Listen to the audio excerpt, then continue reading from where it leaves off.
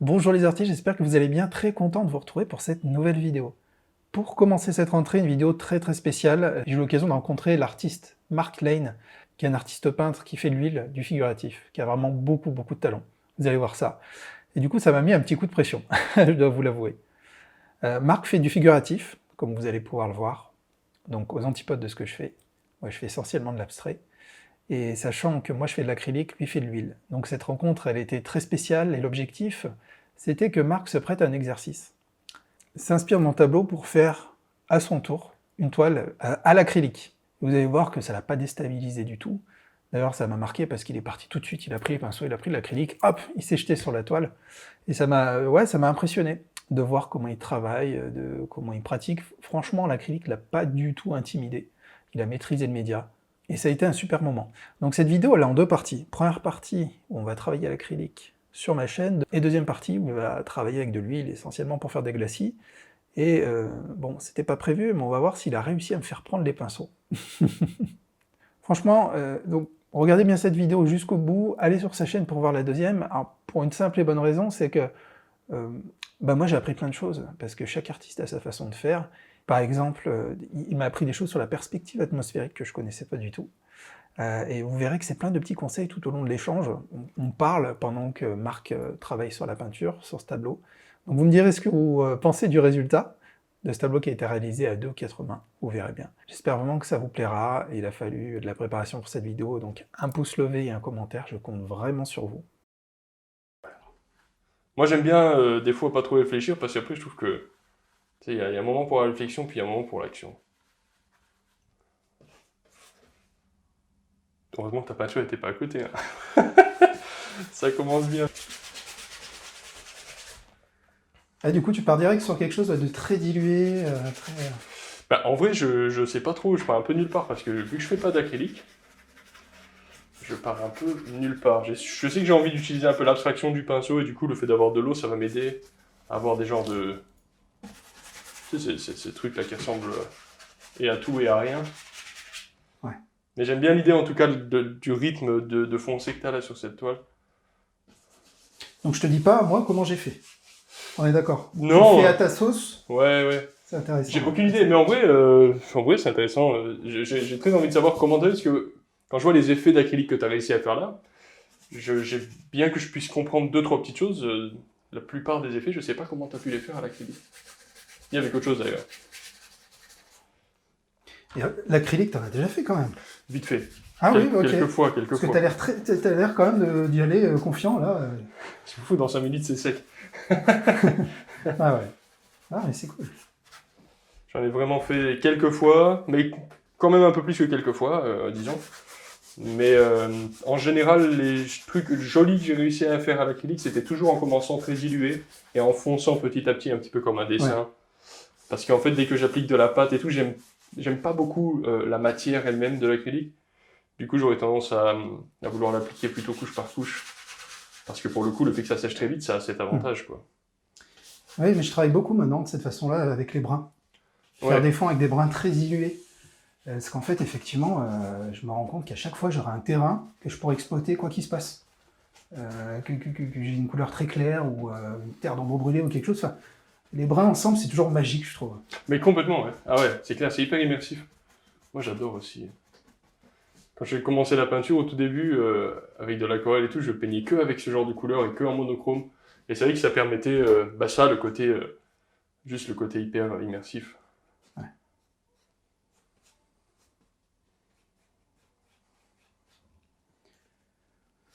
Donc, parlons un peu de toi. Donc, tu fais la peinture à l'huile, Ouais, figuratif. ouais. Depuis combien de temps? Depuis, ça doit faire 5, 6 ans, 7 ans, ça doit faire à peu près 7 ans que je fais de la peinture à l'huile de façon assez assidue, on va dire. Ça fait 4 ans que je m'y suis vraiment mis de façon très assidue, disons. Mhm.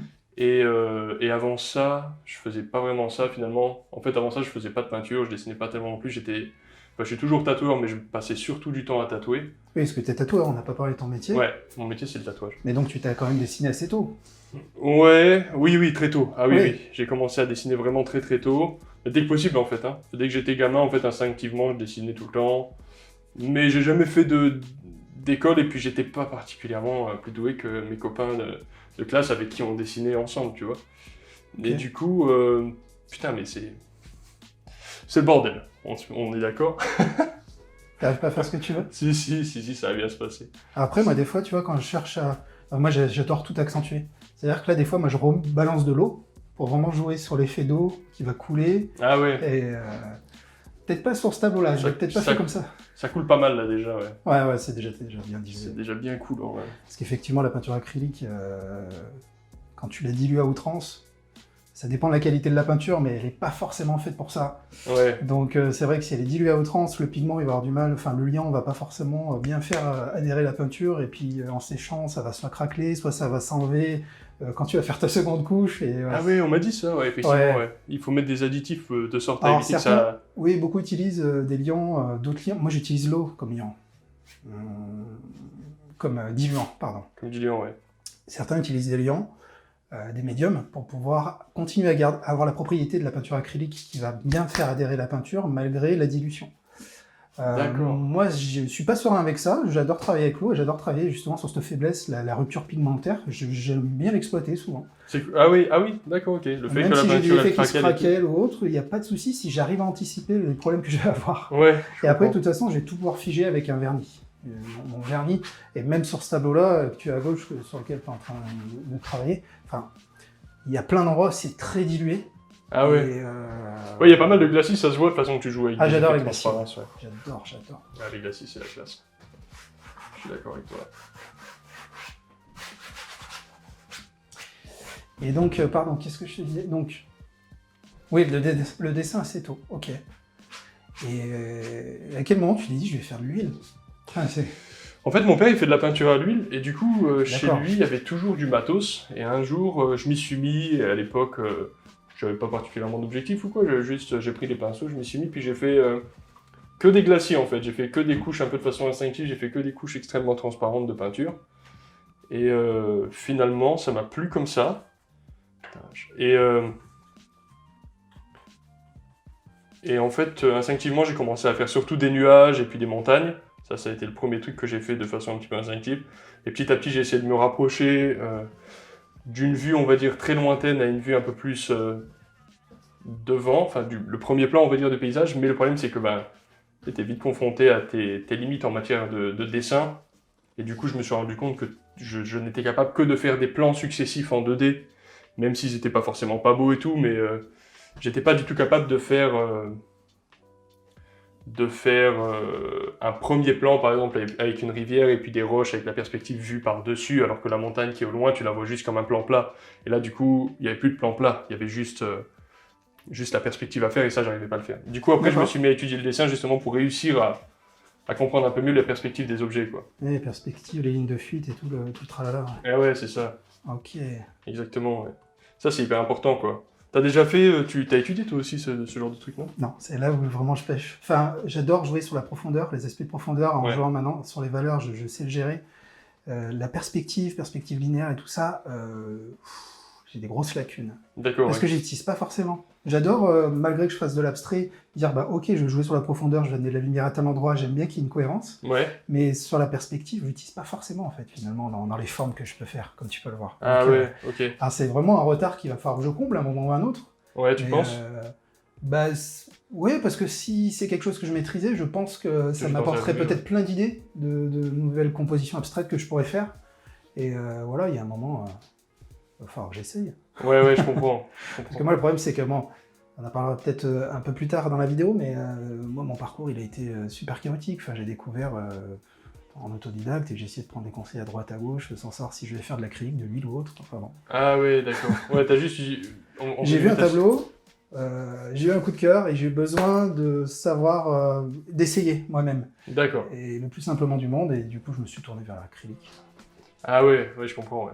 En fait, t'as vraiment fait les choses de façon instinctive, quoi. Ouais. Ouais, mais c'est bien aussi, comme ça permet de s'exprimer, quoi. Ouais. J'ai complètement changé la forme du bateau que je voulais faire.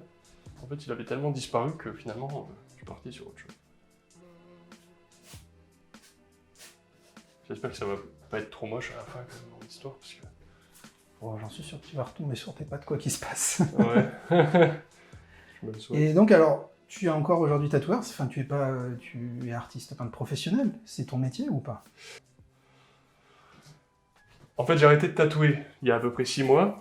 J'ai pas vraiment arrêté à 100%, ça va revenir, etc. Mais là, c'est l'été, c'est un petit peu saisonnier le tatou. Et en fait, là, j'ai vraiment envie de me lancer beaucoup plus dans la peinture à 100%, dans la formation, etc. J'en ai un peu marre de tatouer parce que ça fait 13 ans que je fais ça. Ah oui. Et du coup, j'ai très envie justement de passer vraiment à autre chose. Donc là, en fait, je suis en train d'opérer une forme de transition. Ça veut pas dire que ce soit une transition qui soit vraiment abrupte. Tu vois, je vais peut-être très probablement retourner un peu au tatou au besoin. Mais éventuellement, d'ici quelques années, peut-être, je sais pas, je dirais à relativement court terme, j'aimerais bien arrêter de tatouer. Et pas forcément à 100% et tout, mais à 90% que ça fasse plus partie de ce que je fais pour gagner ma vie, quoi. J'ai envie de vraiment passer à autre chose, en fait. Parce que bah, ça m'excite plus, en fait, tout simplement. Est-ce que tu vends tes créations, tes tableaux? J'en vendais pas mal au Canada quand c'était le confinement. Et là, depuis que je suis retourné en France, j'ai peur que... En France, il y a un peu moins de gens qu'au Canada qui sont prêts à dépenser l'argent que Alors ça c'est incroyable. ça représente une toile. Je comprends pas. Moi, enfin, je vends exclusivement essentiellement par internet. Ouais. Et une grosse majorité de mes tableaux partent là-bas, au Canada. Ah voilà, ah bah tu vois, ça m'étonne pas. Ah ouais. Je suis déjà incroyablement surpris et heureux de pouvoir toucher des personnes là-bas, Ouais. au Canada, mais de savoir que j'ai l'impression qu'ils sont plus intéressés là-bas par ce que je fais qu'en France. Ouais, mais c'est bien possible. J'ai l'impression qu'il y a une ouverture d'esprit, enfin je ne veux pas généraliser, mais j'ai l'impression qu'ils sont très très ouverts sur tout ce qui est artistique, sur tout ce qui est contemporain. Et... Ouais, non mais t'as raison, et puis au-delà d'être ouvert, ils ont le budget aussi. C'est clair que le Ouais. panier moyen canadien, ça n'a rien à voir avec ici, quoi. Là-bas, D'accord. je veux dire, le gars qui gagne 3-4 000 euros par mois, au Canada, c'est pas... il n'a pas besoin d'être 4 sup, tu vois. D'accord. En Ok, France, je pour savais gagner pas. 3 ou 4 000 euros par mois, il faut... Ouais. Bah, il faut faire Ça des coûte choses... cher. voilà, quoi. Que là-bas, c'est sûr que t'as quand même beaucoup plus d'aisance à trouver de l'argent, voilà. C'est peut-être pas la seule raison, hein, je dis pas, après t'es un artiste français, donc peut-être que les gens ils aiment ça aussi. Et puis voilà, c'est beau ce que tu fais, tu sais, c'est normal que tu rencontres un certain succès aussi. C'est beau, enfin je fais mon truc quoi. Ouais, bah c'est Tu ça. vois, je subis encore moi beaucoup le syndrome de l'imposteur. Tu vois, sur internet, j'ai pas honte de montrer ce que je fais.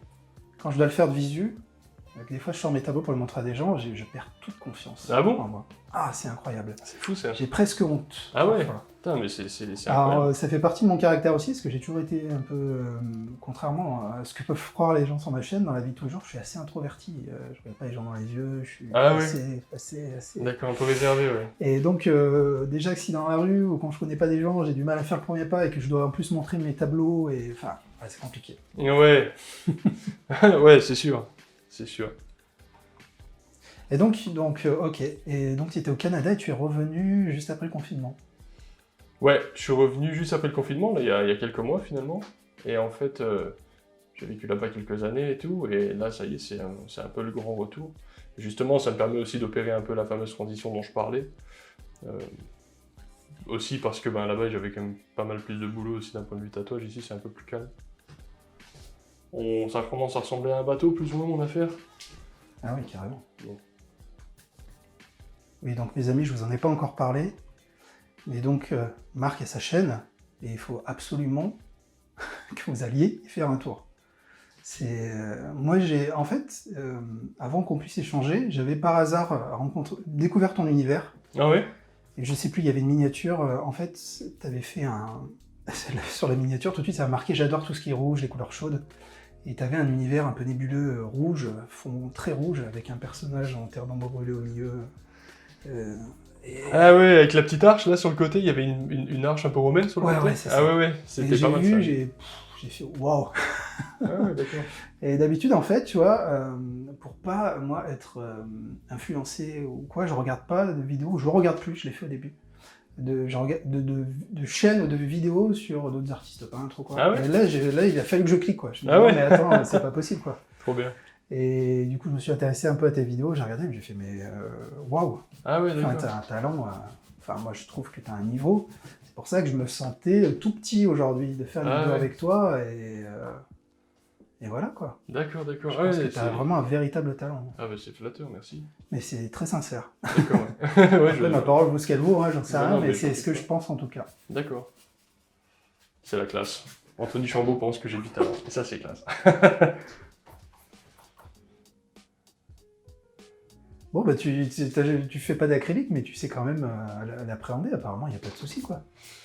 Et je sais que pour y aller sans risque, il faut que j'y aille progressivement. Je sais que dès que je commence à mettre de la pâte et à me dire vas-y, j'ai confiance en moi, envoie du lourd, j'aime pas. En fait, j'aime pas trop les effets de... Tout ce qui est peinture, comment ça s'appelle déjà là, impressionniste et tout, c'est pas mon délire du tout. Ouais, dès qu'il commence à y avoir trop de volume et tout, pourquoi pas, mais c'est... Mon cœur balance plus vers les effets de transparence, de façon naturelle. Ok. Ça se passe plus comme ça pour moi. Tu vois, là, j'ai bien envie, une fois que ça va sécher un peu, de faire... tu sais, de bien foncer le tout, puis ensuite, avec du blanc, de revenir et éclaircir quelques passages un peu... Ah, ok.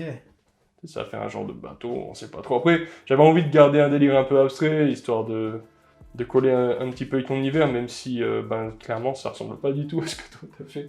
Mais c'est vraiment, ouais, c'est vraiment différent, mais... Ça fait, on dirait un peu un bateau. Ah oui, t'as l'habitude de l'huile, toi. Alors, je me suis toujours demandé, mais... Quand on vient de l'huile et qu'on essaye l'acrylique, mais ça doit être un calvaire, parce que ça sèche tellement vite. Ah ouais, c'est la Parce que déjà, l'huile se durcit, elle sèche pas, c'est ça? Ouais. Mais, bon, après, ça fait pas forcément d'un point de vue... T'as raison, c'est vrai ce que tu dis. Tu peux faire des retouches. Mais dans le fond, d'un point de vue technique, qu'elle durcisse ou qu'elle sèche, au final, c'est pareil, quoi. Ouais, mais sur la durée, enfin, le fait que tu puisses revenir faire des touches pendant ta journée, si j'ai bien compris, ce que ça peut Ah ouais. quand même... Ah ouais. Selon les médiums que tu utilises, tu peux avoir des médiums qui sèchent relativement vite, mais tu peux avoir des médiums qui prennent une semaine ou plus à sécher. Et même avec les médiums qui sont, on va dire, rapides, de toute façon, tu as au moins, allez, 3 heures où tu peux bosser tranquillement avant qu'ils commencent à mordre. Ah ouais. Après, ça mord, en fait, au bout d'un moment, tu peux pas... Alors comment tu fais? Quand tu dois faire des glacis, quand tu travailles couche par couche, Eh ben t'attends, tu patientes entre les couches. Ouais, mais du coup, c'est pas grave, parce qu'en fait, un glacis en peinture à l'huile, il peut être beaucoup plus complet. Qu'en acrylique. Bah dans le sens où, si tu veux, tu peux par exemple faire un glacis bleu qui vient d'en haut. Tu le fais, tu prends ton temps pour le faire. T'as pas besoin de faire 50 petits coups et tout. Tu peux gérer l'intensité du glacis au fur et à mesure que tu le fais. Si t'as envie, là, tu trouves qu'il va trop loin, t'as pas besoin de revenir avec un autre glacis pour estomper celui-là. Tu l'essuies et tu le retires. Ah ouais. S'il te plaît pas, tu le refais. En fait, d'une certaine façon, c'est plus rapide. C'est une question d'habitude. Pour moi, c'est plus rapide de peindre à l'huile. Tu vois. Mais après, c'est vrai qu'en acrylique, moi, si je viens faire un glacis et que mon tableau est grand, et que je veux qu'il y ait un certain... Oui, qu'il soit assez dense, qu'il soit grand, effectivement, je vais avoir la contrainte de séchage, elle va être évidente, donc je vais devoir m'y prendre en plusieurs fois. Le problème, c'est que si je le fais mal et que je reviens sur mon premier glacis ou autre, je multiplie les couches et ça devient dramatique, quoi. Et ouais, exactement, ouais, c'est ça. Et du coup, disons, l'avantage de l'huile, c'est que si ça te plaît pas, t'effaces, quoi. Ouais.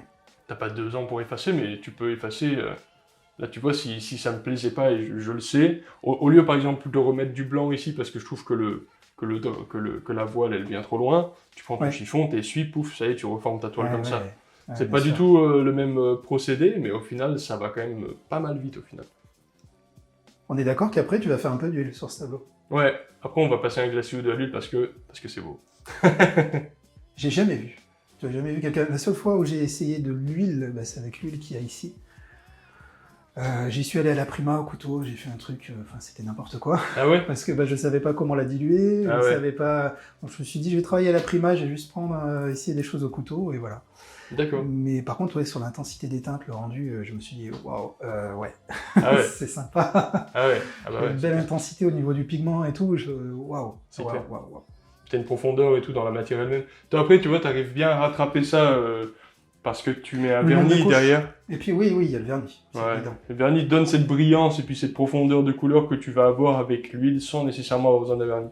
Après, dans le fond, on s'en fout, avec le vernis, ça le fait aussi, quoi. Mais c'est vrai que tu arrives à avoir ce côté pas sec. Et c'est vrai qu'en général, la peinture acrylique, moi en tout cas, à chaque fois que j'ai essayé, j'ai pas trop aimé cette espèce de rendu un peu sec qu'on peut avoir. Mais toi non, ça fait... moi, le vernis brillant change vraiment tout. Le vernis, il a toute son importance. Et puis, il va révéler un peu les couleurs. Alors, t'as le double effet, en fait. Quand ta peinture sèche, il faut, en acrylique, ce qui est frustrant, c'est qu'elle va se ternir un peu. En séchant, elle fonce un petit peu. Ah ouais. Et ça, c'est systématique. Enfin, Ah ouais, tu peux pas faire ça, d'accord. Ouais. La plupart des marques, c'est ça. Enfin, certains vont me taper dans les doigts dans la description. Parce que ce que je dis est plus ou moins vrai, dans le sens où si tu prends de la Golden ou une marque d'exception en peinture, elle n'est pas censée se ternir, mais il y a quand même toujours un peu cet effet. Donc moi je l'anticipe avec ma peinture, je sais très bien comment adapter mes teintes pour que le rendu soit comme je le souhaite. Il faut bien que je l'anticipe. Ah ouais, d'accord. Et après, par contre, je sais aussi qu'en mettant un coup de vernis, mes couleurs vont revenir un peu à la normale, elles vont être révélées. Et ça, c'est vraiment magique avec les vernis, qu'ils soient satinés ou brillants, t'as vraiment ce côté acidulé qui ressort un peu. Mon rouge, c'est plus le même, quoi. Ah ouais, mais complètement. Et ça, c'est indispensable pour moi, et puis pour la protection de ma toile, quoi. Je peux pas me permettre de vendre un tableau qui n'est pas verni. Ouais. tu fais du vernis... Putain, je le refais. Est-ce que tu utilises des fois du vitrificateur pour vernir? Non, j'utilise vraiment un vernis liquide de Liquitex qui est déjà tout prêt à l'usage. Ok. À l'époque, j'ai essayé d'utiliser des résines époxy. Ok. Parce qu'il y en a qui arrivent à vitrifier leur toile avec ça. Mais par manque de technique, et en plus j'ai voulu faire sur un tableau qui faisait 80 par 80, j'ai gâché mon tableau. Ça a craquelé, ça s'est fait sauver. Et pourtant il y avait pour 50 € de produit. Ça m'a écœuré. Ah ouais. C'est dommage, c'est beau le vitrificateur. Et là, avec la résine, ils te font t'as l'impression d'avoir une couche de verre sur tes toiles. Donc c'est un côté qui est assez impressionnant. J'ai vu ça en expo et un collègue m'a dit mais teste la résine époxy. Et maintenant, je me retrouve très bien avec mon vernis de cette façon-là. Ouais, t'as raison. Finalement, ça marche bien. C'est fait pour, quoi.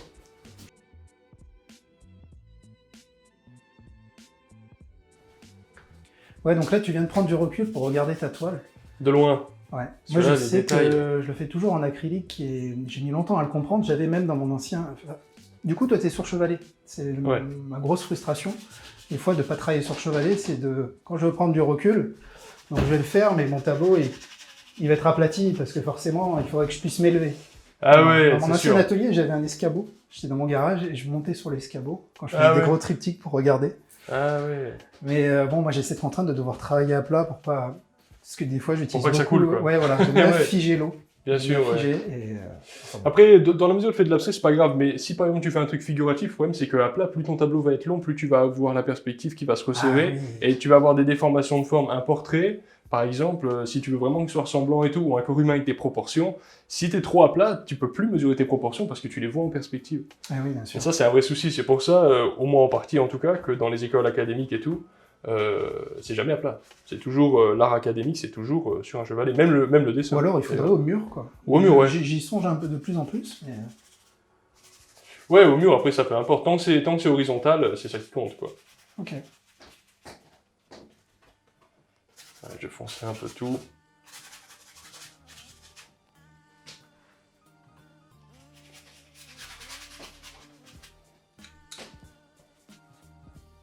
Donc sur ta chaîne YouTube, tu expliques à tous ceux qui voudraient débuter l'huile, tu donnes des conseils au niveau de l'apprentissage de l'huile, du figuratif, le dessin. Ouais.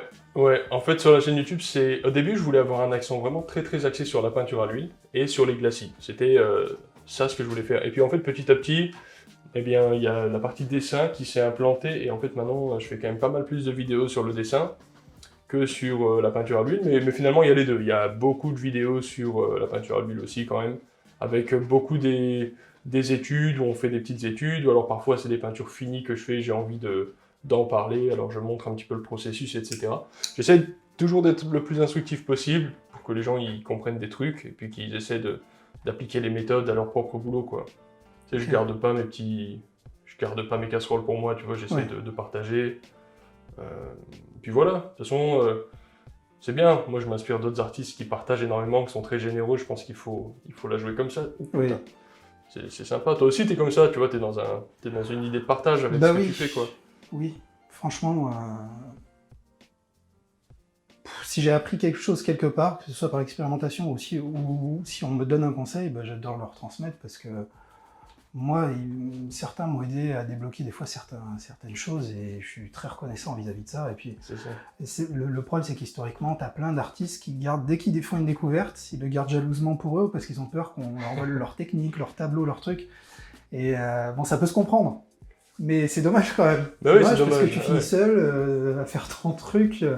et tu gardes jalousement ta formule magique, ton truc, et non, c'est dommage. Ouais, je suis d'accord, non, autant partager, c'est quand même plus sympa.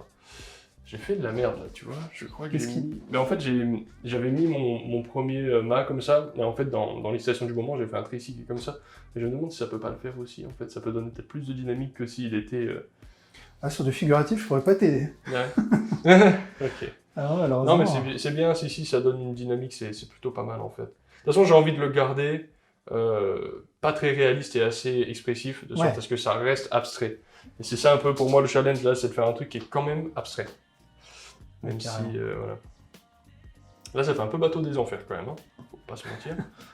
Non, mais c'est joli quand ça a la profondeur et tout, enfin, là, c'est super intéressant. Ouais, bon, tant mieux.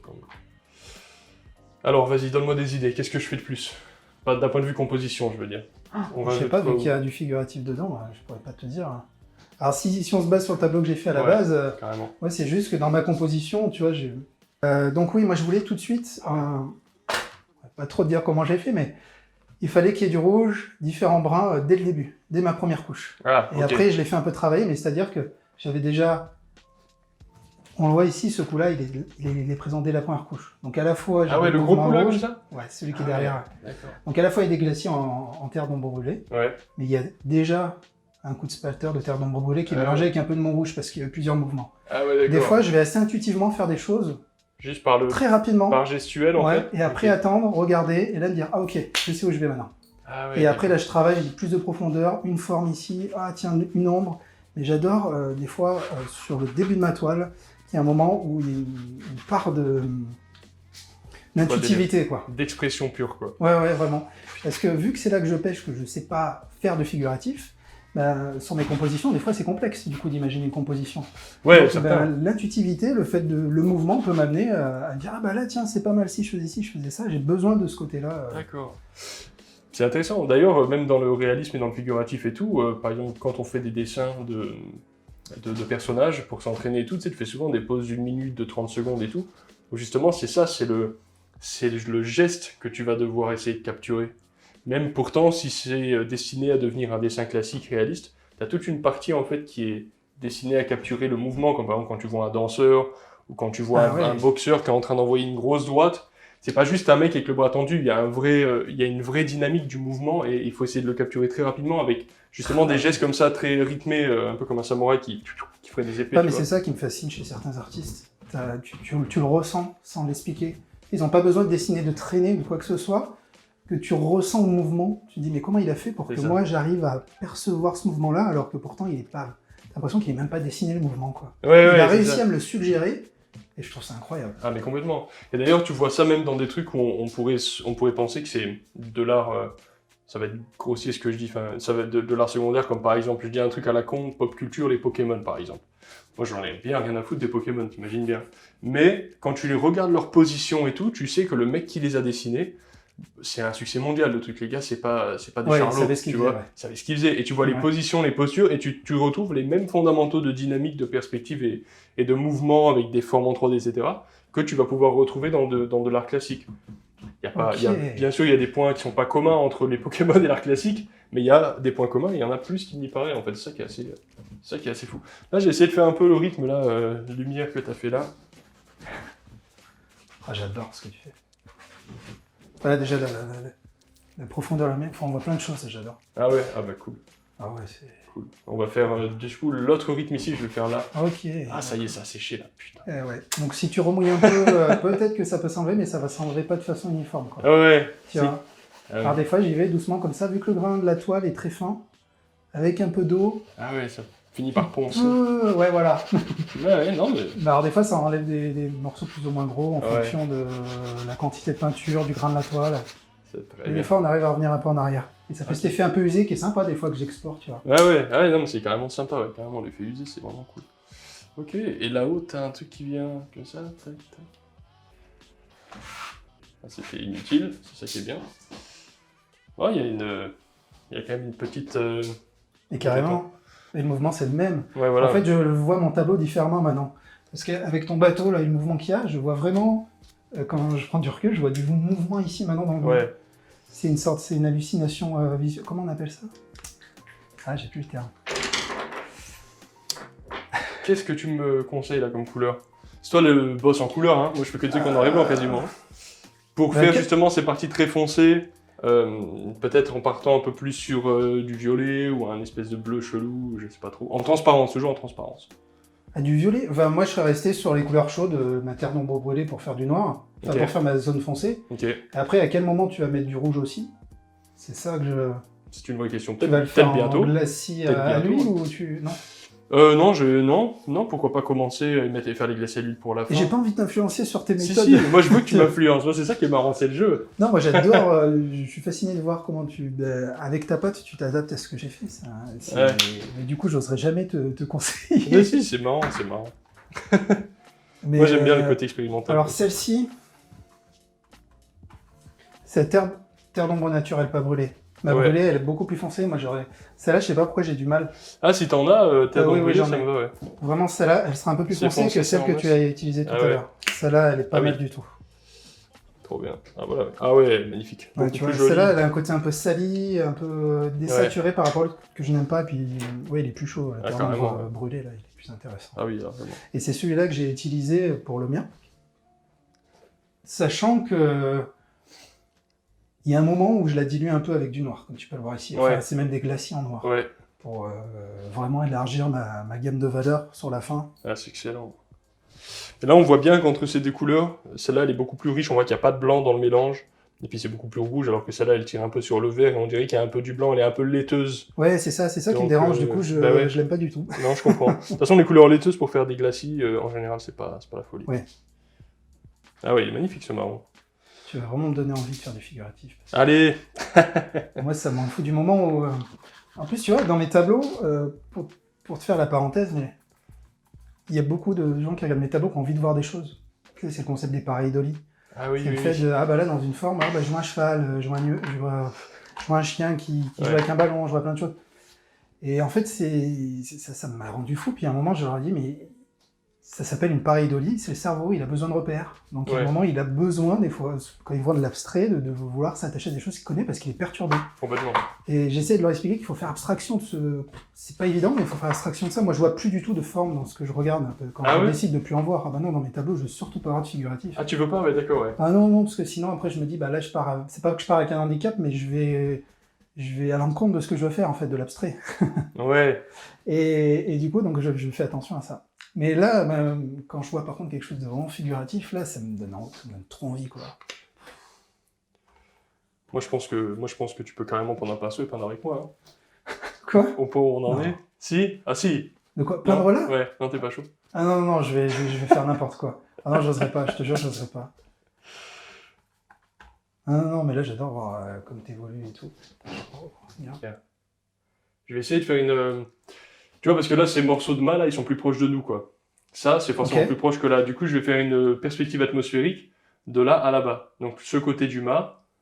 tu vois, là, tu me parles chinois. Perspective atmosphérique? Si, la perspective atmosphérique, c'est ce qui fait que tout ce qui est plus loin va avoir tendance à avoir des valeurs plus compressées vers du clair en général. Donc ça, par exemple, ça ressort plus comme étant devant que ça là-bas. Mais si là, par exemple, je faisais la toile qui était ultra noire, ça t'indiquerait qu'il n'y a pas beaucoup de particules dans l'atmosphère dans la distance qui sépare cet endroit de celui-ci. Plus il y a de la particule dans l'atmosphère, comme par exemple, toi, tu habites dans un endroit où le matin, il y a de la brume souvent. Ouais. Et ben, c'est ça la perspective atmosphérique, c'est le fait que le premier pont, tu le vois moins bien que le deuxième. Le premier pont, tu le vois mieux que le deuxième pont, etc. Et c'est magnifique cet effet. Ouais, bien sûr. Et du coup, tu peux faire de la perspective atmosphérique sur des objets tout petits. Bon, c'est un bateau, là, c'est pas tout petit, mais si le bateau, il était dans une espèce d'ambiance un peu comme ça, ambiancé en tout cas, avec des particules dans l'atmosphère, tu verrais tout ce qui est plus proche de toi, plus foncé, comme ça. Donc ça, c'est plus proche de toi, donc c'est plus foncé que l'autre extrémité. Oui, bien sûr. Et en fait, petit à petit, comme ça, tu vas faire en sorte que tout ce qui est plus proche de toi, en cohérence, paraisse plus foncé que tout ce qui est plus loin. Okay. J'avais pas conscience que le mât était plus près que la coque du bateau, dans ce que tu voulais faire. Non, le mât, il est... ça se discute, ça doit pas être beaucoup plus loin. Non, je pense que ça, c'est plus près que ça. Mais par contre, ouais, t'as raison, ça c'est plus près que ça. Mais par contre, cette partie-là du mât, c'est plus près que cette partie-là du mât. Parce que là, le mât, en fait, il est comme ça, quoi, tu vois. Ouais, bien sûr. C'est ça l'idée. Et ça, la perspective atmosphérique, c'est génial parce que, même par exemple, dans des formes abstraites, tu peux complètement t'amuser à jouer avec ça et tu vas... C'est là que ça m'intéresse. Parce que c'est ces notions-là qu'il faut que j'exploite clairement. Ouais. Ça, c'est des notions figuratives, mais au final, tu peux... Par exemple, si là, tu prenais ton tableau et que tu t'amusais à faire une forme un peu de montagne, je dis n'importe quoi, admettons, tu prends un dessin, tu fais une forme de montagne. Tu fais un glacis sur ton tableau de quelque chose de plus désaturé avec du blanc. Tu prends un blanc transparent, tu mélanges avec un peu de marron, un truc assez désaturé. Pas du bleu non plus, faut pas déconner, mais tu pourrais dans le fond, mais c'est pas nécessaire.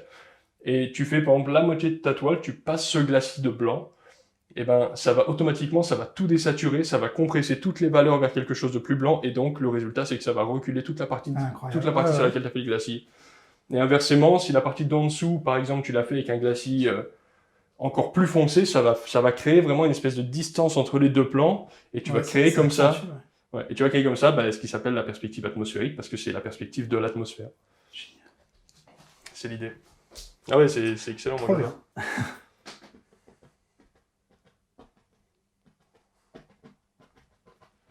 Et je vais faire en sorte de pas trop... Enfin, je vais foncer sur les côtés, mais je vais garder mes foncés les plus foncés et puis mes clairs les plus clairs vers le centre pour que comment dirait-on, le point focal il soit vraiment là. Tu vois, j'ai mis un peu trop... C'est un peu trop foncé là pour moi.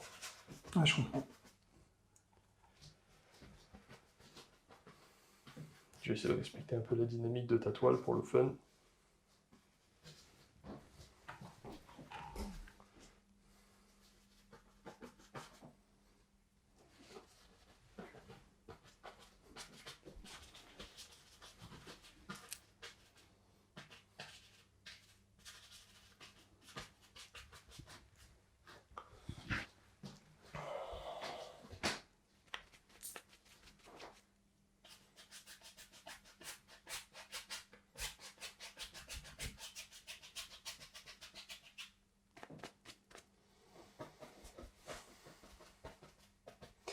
Qu'est-ce que t'en penses là? Tu penses qu'il faudrait... Là, on pourrait peut-être commencer à appliquer ton rouge qui tabasse un peu là. Là, ça pourrait être pas mal là, je pense. Comment t'as fait pour faire un glacis en rouge sans voir trop des coups de pinceau? Mon rouge, il était déjà au fond. Ah, j'en ai remis encore un peu en glacis après. D'accord. Mais il était déjà au fond. Ouais. Alors là, est-ce que... Ou alors du blanc. Je mets 2-3 pointes de blanc à droite à gauche pour faire ressortir, et une fois que le blanc il est sec, je repasse un coup de jaune d'ocre pour refaire sortir la brillance. Qu'est-ce que t'en penses? Ça me paraît bien. Ouais, ouais. Ça me paraît pas mal du tout. Ah, mais t'as beaucoup plus d'expertise que moi là-dessus. Enfin... Moi, tu vois, il y a ce côté, le rouge, la terre d'ombre brûlée, il y a déjà beaucoup de données dès ma première couche. Ouais. Et le travail s'est fait essentiellement après avec de la terre d'ombre brûlée et certains bruns pour vignetter, accentuer la profondeur, faire mes petites ombres portées. Et c'est tout, quoi. Okay. Et un peu de terre de sienne aussi, des choses comme ça. Mais le rouge était déjà présent. D'accord. Parce que je ne me voyais pas remettre du rouge par-dessus ma terre d'ombre brûlée, de peur que ça fonctionne pas bien. Les amis, j'espère que vous avez aimé cette vidéo. On continue tout de suite sur la chaîne de Marc. Je vous mets le lien ici et dans la description. Ça vous permettra de voir le résultat, le tableau fini, et de savoir, vous verrez ce qui s'est passé dans le deuxième épisode.